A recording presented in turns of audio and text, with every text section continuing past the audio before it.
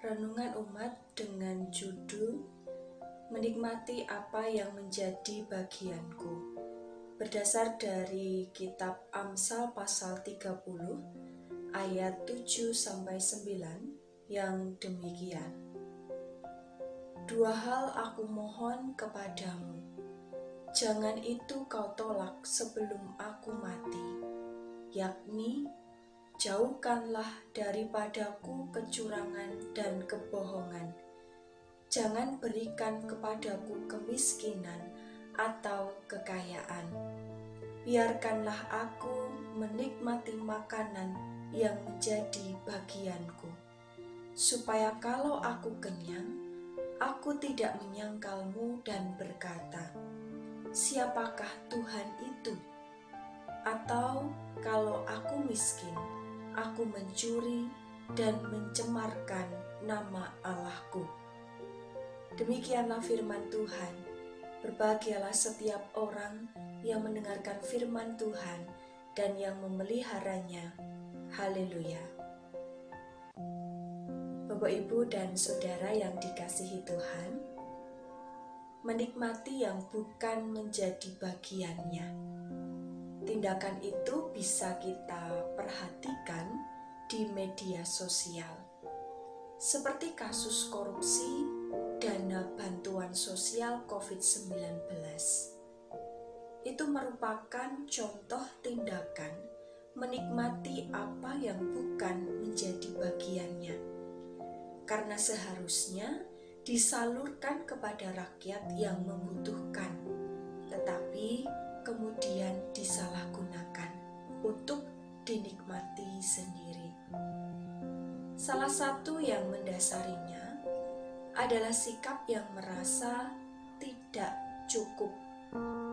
Padahal oknum itu sebenarnya sudah berada dalam kondisi mapan, tetapi karena merasa tidak cukup sehingga melakukan tindakan, yaitu menikmati apa yang bukan seharusnya menjadi bagiannya, dan itu dilakukan dengan tindakan yang tidak baik, mencuri, dan juga terkait dengan kebohongan. Melalui perenungan firman Tuhan saat ini, kita belajar dari perkataan-perkataan Agur bin Yage. Salah satunya adalah dapat menikmati apa yang menjadi bagiannya. Oleh sebab itu, ia meminta supaya dijauhkan dari perilaku curang dan bohong. Ia juga meminta untuk tidak diberikan kemiskinan atau kekayaan, tetapi rasa cukup. Tujuannya adalah supaya kalau ia kenyang, tidak menyangkal Tuhan, dan kalau ia miskin, tidak mencemarkan nama Tuhan.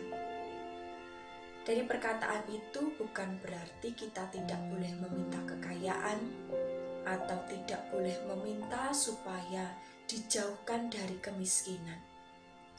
Sesungguhnya perkataan itu terkait dengan nilai yang mengajarkan kepada kita untuk menghayati arti rasa cukup.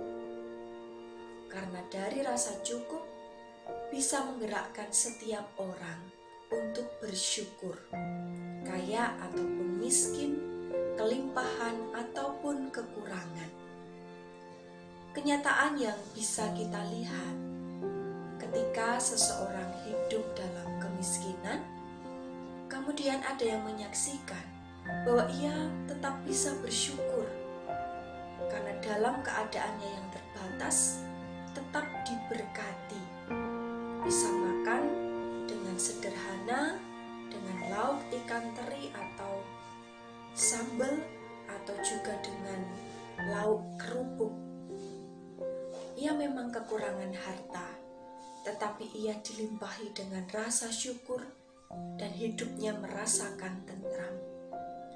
Tetapi ada juga yang sebenarnya memiliki kekayaan yang melimpah, tetapi merasa kurang bersyukur, bahkan dalam hatinya tidak merasa damai sejahtera. Bapak, Ibu, dan saudara yang dikasihi Tuhan, kecenderungan kita menganggap bahwa kemiskinan itu bisa berdampak pada munculnya masalah. Ya, itu tidak salah. Tetapi tidak hanya kemiskinan saja yang bisa menimbulkan masalah.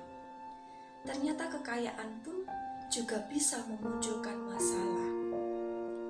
Permohonan agur tidak menjadi batasan bagi kita sebagai orang percaya untuk tidak boleh meminta kekayaan dan dijauhkan dari kemiskinan.